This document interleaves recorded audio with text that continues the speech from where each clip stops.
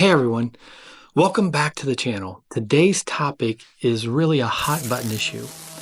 The idea that the future might hold a world where we rent or subscribe to everything and you basically own nothing.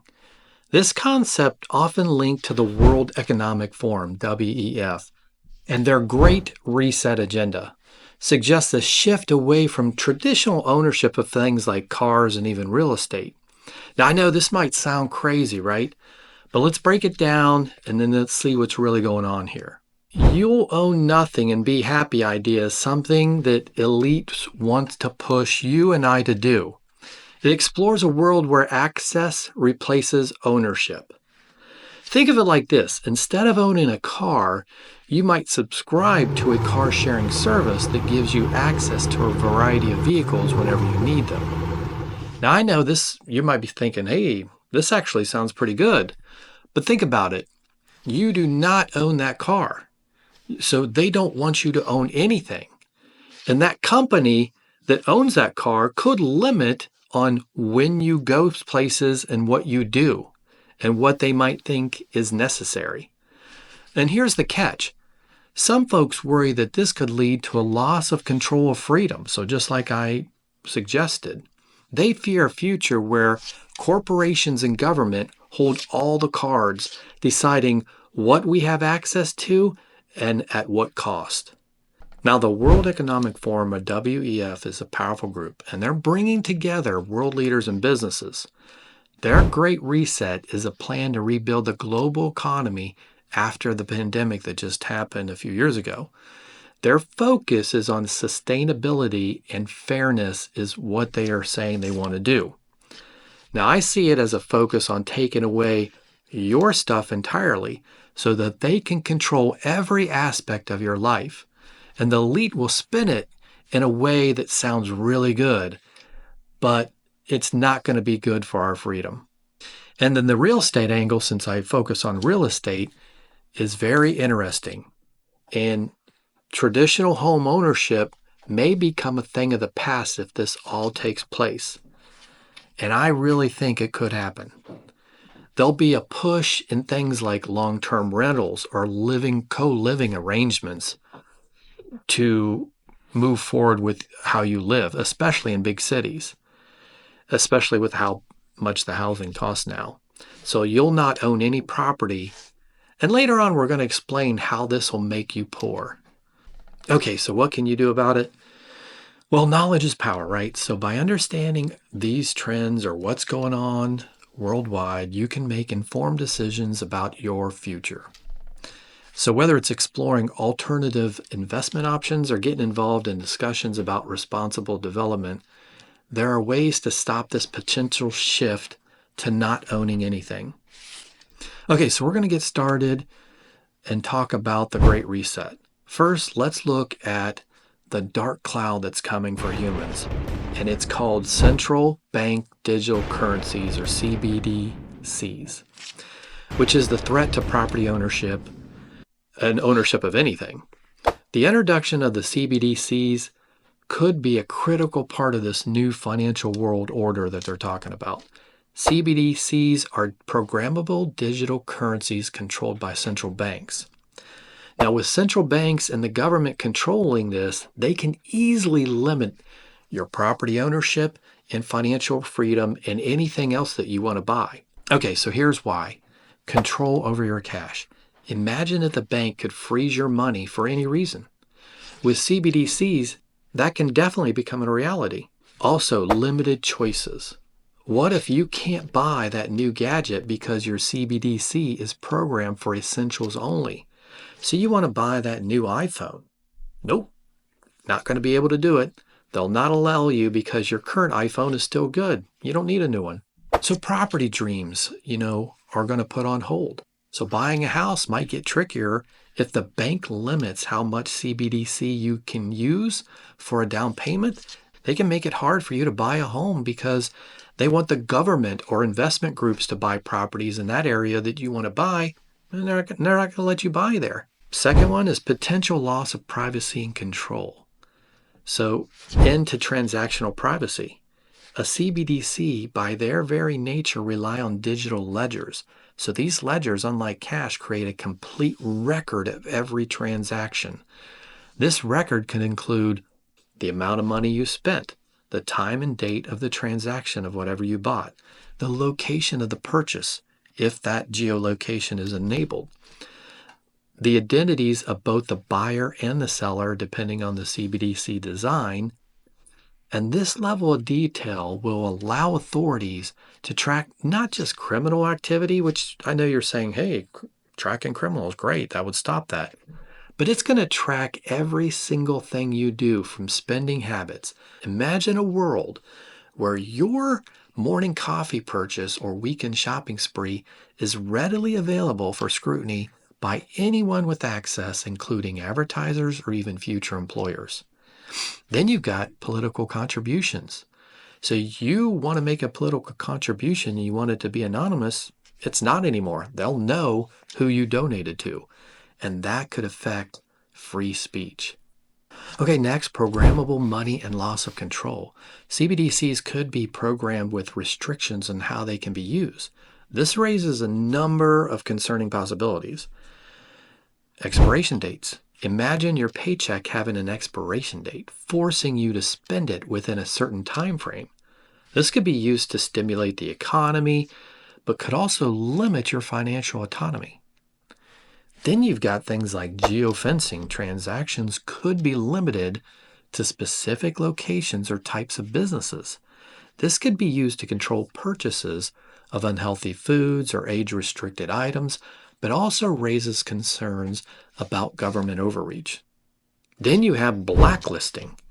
So authorities could freeze or disable your CBDC holdings of individuals deemed undesirable. This could have serious implications for financial inclusion and due process. Then you've got government control over mortgages. Okay, central banks could potentially have more control over mortgage lending if they issue CBDCs directly to individuals. This could limit competition among different lenders and potentially impact interest rates. And then you've got privacy concerns for sellers. Detailed transaction records could expose a seller's profit on the property sale, potentially impacting future negotiations or tax implications. Then you've got programmable restrictions on home purchases. CBDCs could be programmed with limitations on how they can be used for buying property.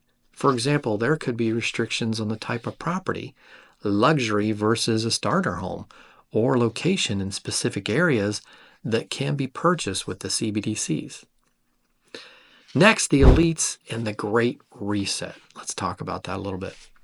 So the concept of the Great Reset and its connection to the CBDCs hinges on the idea that powerful elites could leverage this financial shift to their advantage, potentially widening the gap between wealthy and everyone else. That's including middle class and the poor. So let's do a little breakdown of the concerns on this one. So let's talk about the Great Reset theory.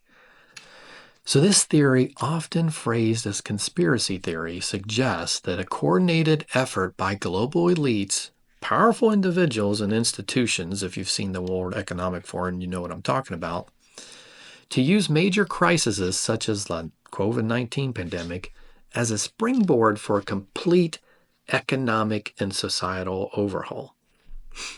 Now, proponents of the theory believe CBDCs could be the tool for this Great Reset, granting unprecedented control over the flow of money and further concentrating power in the hands of a select few, the elites. Now, a lot of people out there are like, hey, there's some potential advantages, but most of those advantages are for the elite. Increased control over the wealth distribution. CBDCs could allow the government and central banks to directly influence how much money is spent and saved. This could potentially benefit the wealthy if policies favor them, such as negative interest rates on savings. This could discourage saving and push people towards spending, potentially benefiting businesses owned by the elite. Then you've got targeted financial stimulus. So the governments could use CBDCs to distribute aid directly to specific groups or industries, potentially favoring those with close ties to the elite. Then you have enhanced surveillance and societal control. The detailed transaction data generated by CBDCs could be used for extensive monitoring of individuals' financial activities. This data could be used for tailored advertising and marketing. Financial institutions or corporations could leverage that spending habit to create highly targeted advertising campaigns, potentially manipulating consumer behavior. Now, I know they do that now, but it could be even worse. Then you have social scoring systems. This stuff is crazy. Transaction data could be combined with other personal information to create social credit scores. That influences a person's access to jobs, housing, or even travel. Now, the potential consequences for ordinary people, let's kind of go into that a little bit more here. So you're going to have loss of financial autonomy. With the programmable CBDCs, authorities could potentially restrict how individuals spend their money, limiting their choices and flexibility. Then you have reduced privacy. Detailed transaction data could lead to a significant erosion of financial privacy, potentially impacting everything from credit scores to insurance rates. Then you're going to have the widening of the wealth gap. There's no ifs, ands, or buts. The CBDCs are used to further enrich the wealthy, and the gap between the rich, the poor, and the middle class could widen even further. You would lose the middle class, and we would just have rich and poor. So WEF and the Great Reset agenda. Let's talk about this a little bit. The WEF, World Economic Forum, is something we need to be very concerned with. So their Great Reset plan for the world focuses on sustainability and fairness. This is the basic premise, right? But it is more about power and control of what you do. So I'm skeptical of the World Economic Forum and its predictions for the future, including you'll own nothing and be happy. So they want you to rent everything. And we talked about this in the earlier discussion. We mentioned those with the most control and generational wealth are those people who own property. If you do not own anything, then you're poor and you will rely on the government for everything. And this is not something I want to have happen, and hopefully you don't either. So this Great Reset agenda is a potential threat to individual ownership and our freedoms. They basically want you poor and dependent on them, the government, the elites and the government. Then you have erosion of property rights, right? So the WEF's influence and the rise of ESG, which is the environmental, social, and governance, which I know you think, oh, that's great, environment, social, and governance. But investing are seen as ways to limit your property rights. There's a concern that the control over assets and technology could shift towards corporations and government. The concern is the control shifting. Some people worry that the focus on ESG could lead to limitations on what you can do with your property, and I agree with that. It is going to limit you. So hey everybody, I really appreciate you sticking with this. We dove into the idea of subscription-based future and the potential impact on real estate. We also discussed the Great Reset and the CBDCs with the central bank digital currencies. So you need to own as much as possible and build up your wealth to help you and your family be ready for the Great Reset that the elitists are pushing. Now, I don't think any of this is good for our personal freedoms and liberties. I do want to know, though, your thoughts and comments on the Great Reset, CBDCs, and the World Economic Forum. So if you can let me know in the comments section what you think about those threes, I would definitely be interested. I hope you found this video helpful. Give it a thumbs up and hit subscribe for more videos on wealth building, real estate investing, and then making money, and let us know your thoughts in the comments.